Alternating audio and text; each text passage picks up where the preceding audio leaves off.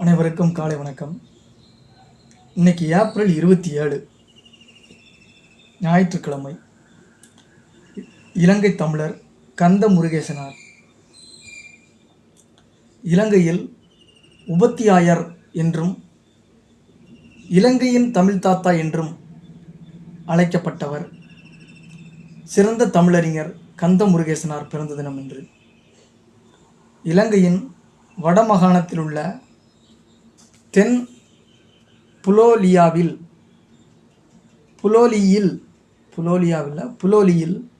ஏழ்மையான விவசாய குடும்பத்தில் 1902 பிறக்கிறார். தட்டாத்தரு மெர்தடிஸ்த மிஷன் தமிழ் பாடசாலையிலும் புலோலி ஆங்கில பாடசாலை என்று அழைக்கப்பட்ட வேலாயுதம் மகா வித்தியாலயத்திலும் கற்றுக்கிறார். வறுமை காரணமாக தொடர்ந்து படிக்க முடியவில்லை.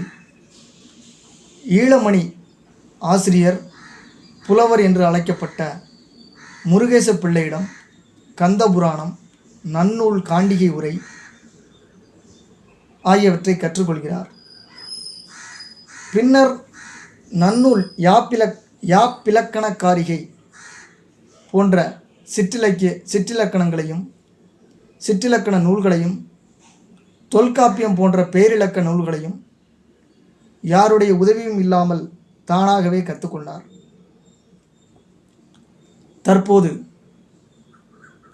புற்றளை மகா வித்தியாலயம் என்று குறிப்பிடப்படும் புற்றளை சாரதா வித்தியாலயாவில் ஆசிரியராக பணியாற்றினார். 25 வயதில் இவரது கால்கள் வலுவிழந்தன. கோயில்களில் சமய சொற்பொழிவுகள் ஆற்றிய தனக்கு இப்படி ஆகிவிட்டதே என்று விரக்தியில் நாத்திகவாதியாக மாறினார்.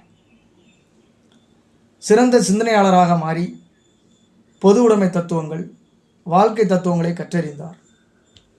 இவர் குடியிருந்த வீடான தமிழகம் ஒரு திண்ணை பள்ளிக்கூடமாக மாறியது. இயற்கை சூழலில் மணற்பரப்பில் இப்பள்ளிக்கூடம் பாலர் வகுப்பு முதல் பண்டிதர், வித்வான் வகுப்பு வரை முன்னேறியது. எப்போதும் மாணவர்கள் கூட்டம் நிரம்பி வடியும். இங்கு தமிழ் மட்டுமின்றி சமயம், தர்க்கம், புவியியல், கணிதம் ஆகியவையும் கற்பிக்கப்பட்டன. தமிழில் மட்டுமல்லாது ஆங்கிலத்திலும் சிறந்து விளங்கிய இவரே அனைத்தையும் கற்பித்தார்.